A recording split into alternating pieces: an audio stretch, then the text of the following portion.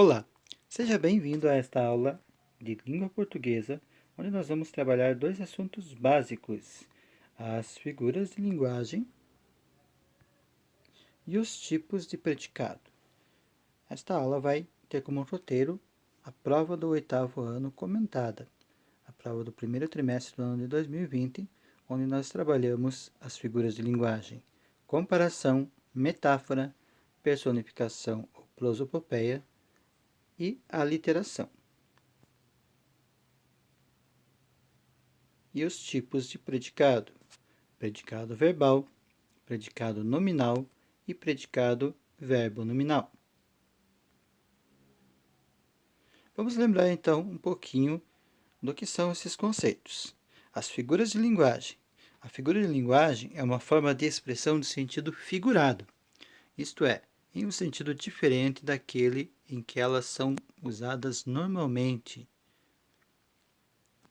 Vamos trabalhar juntos a comparação e metáfora, porque essas duas figuras de linguagem são muito próximas e muito fáceis de serem confundidas. A comparação é a mais simples. Em nossa linguagem do dia a dia, estamos constantemente usando e construindo comparações. Por exemplo, quando dizemos que o dia de hoje está frio como gelo, estamos fazendo uma comparação. Estamos no inverno e a semelhança entre a sensação térmica do dia de hoje e a sensação de se tocar no gelo é óbvia. Já se dissermos o dia hoje está um gelo, estamos dizendo a mesma coisa, não é mesmo? Porém, observe que não usamos o elemento comparativo, por isso construímos aqui uma metáfora. Então, qual é a diferença entre comparação e metáfora? Observe. O dia de hoje está frio como um gelo. Temos uma comparação. O dia de hoje está um gelo. Metáfora. No primeiro caso, nós temos uma comparação explícita. Nós temos a presença da palavra frio e principalmente o elemento comparativo como. O que não vai acontecer na metáfora. A metáfora é, então, uma comparação indireta, uma comparação implícita que exige mais raciocínio para ser entendida. O dia de hoje está um gelo.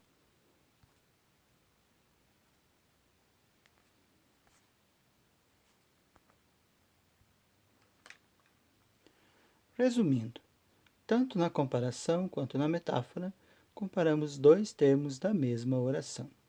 A diferença entre as duas é que na comparação ela é explícita, temos a presença da palavra frio, principalmente do termo comparativo como.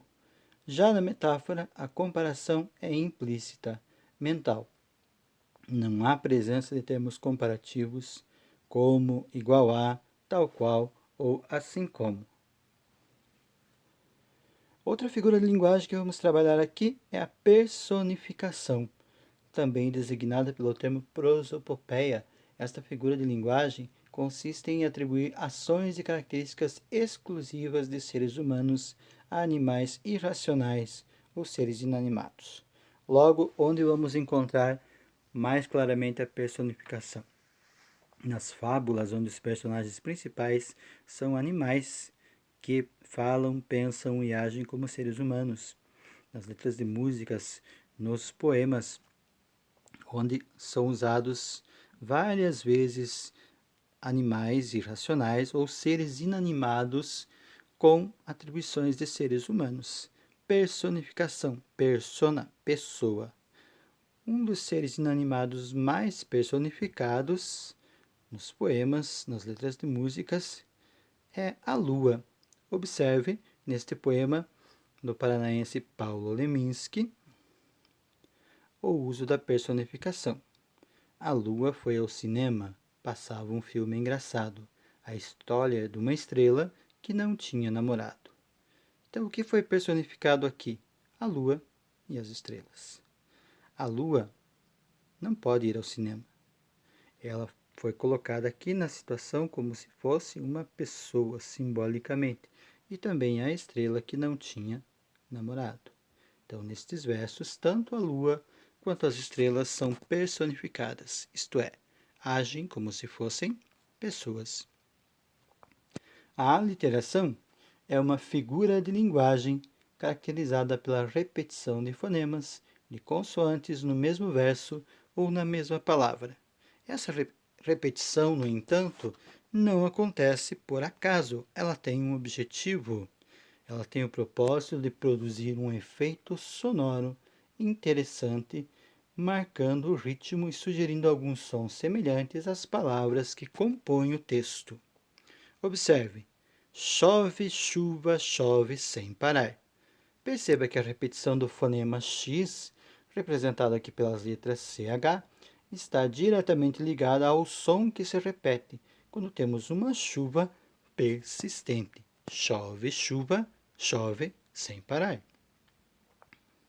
Agora vamos às questões. Identifique a figura de linguagem existente nos textos.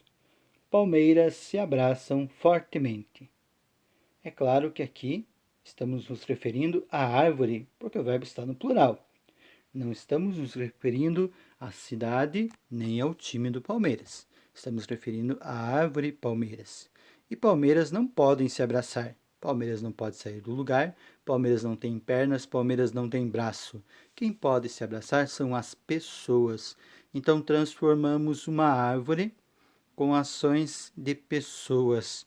O que é isso? Uma personificação. As palmeiras não têm braços nem pernas para sair do lugar. Isso é próprio das pessoas. Na segunda questão, no oceano do céu, as nuvens são barcos, levando os pensamentos. O que temos aqui, claramente, é uma metáfora. Perceba que aqui também falamos de coisas inanimadas, mas em nenhum momento foi atribuído a essas coisas ações próprias de seres humanos. O que temos é uma comparação indireta entre essas coisas: o oceano, o céu, nuvens, barcos e pensamentos. Se o céu fosse um oceano, o que seriam as nuvens? Barcos? E o que esses barcos levariam? Pensamentos.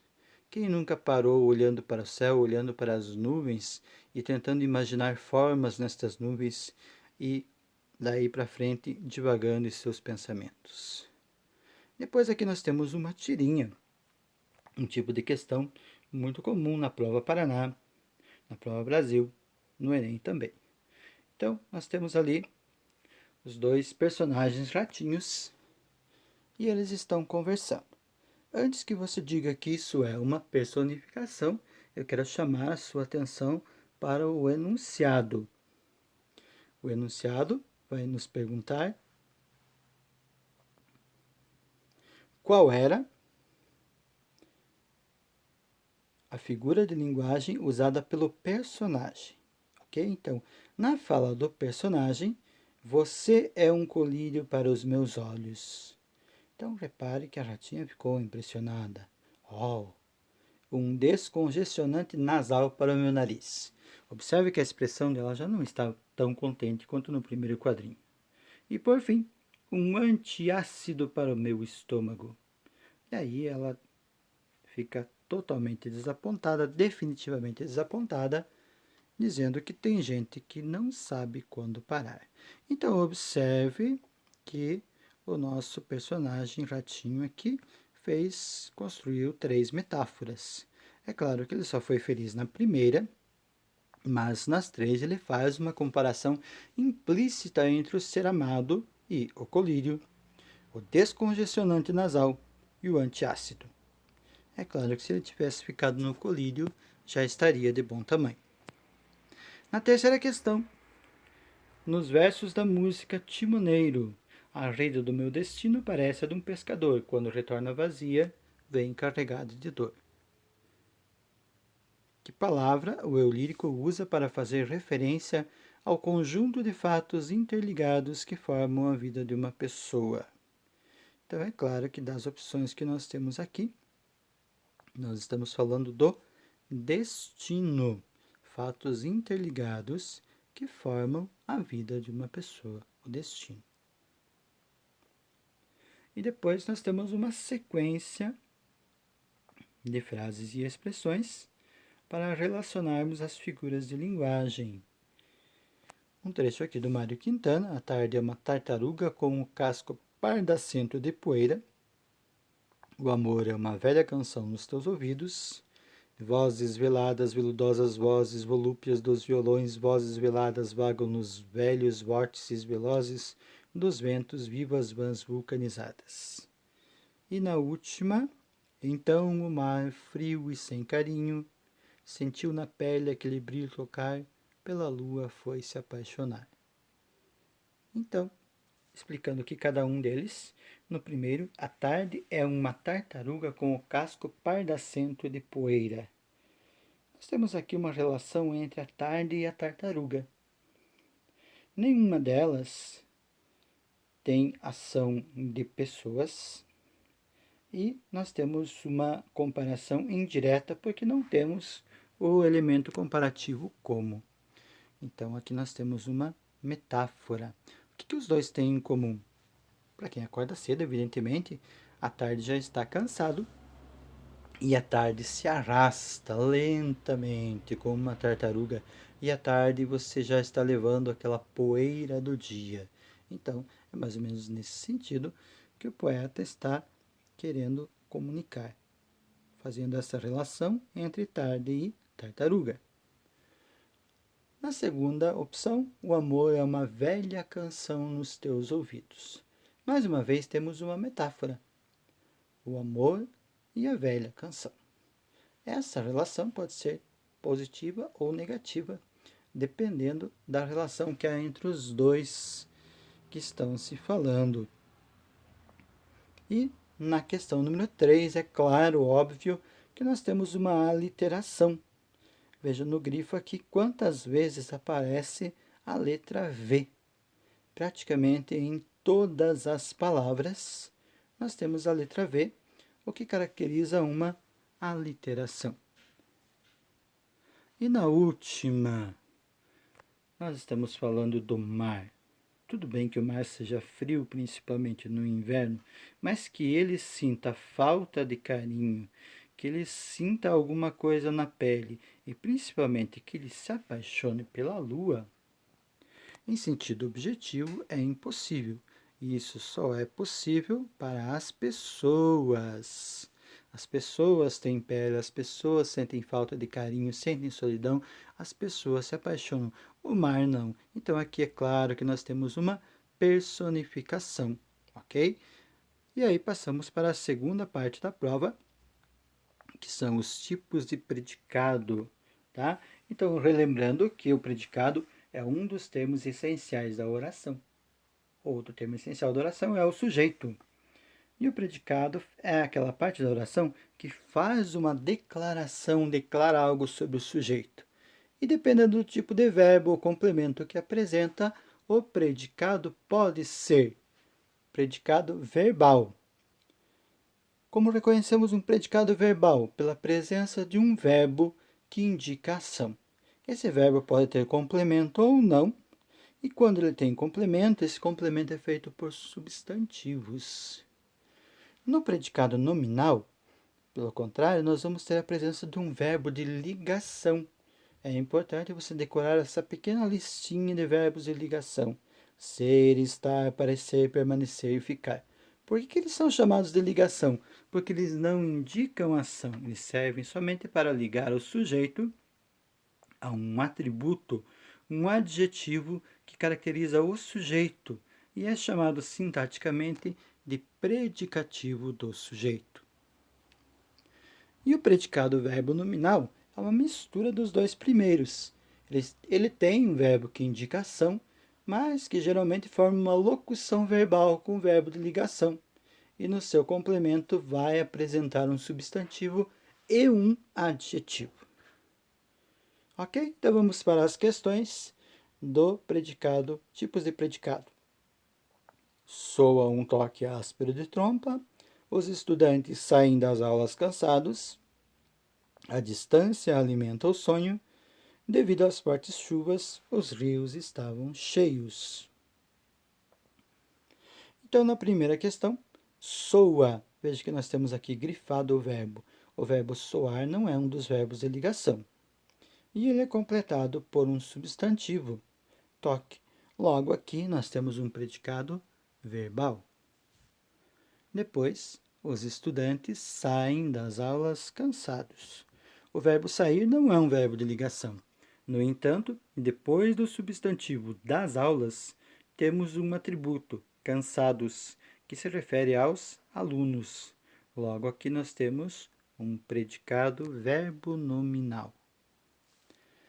Devido às fortes chuvas, os rios estavam cheios. Olha aí o verbo estar, típico verbo de ligação, acompanhado de um adjetivo cheios, que não se refere ao verbo, mas ao sujeito, rios. Portanto, temos um predicado nominal. E a última questão.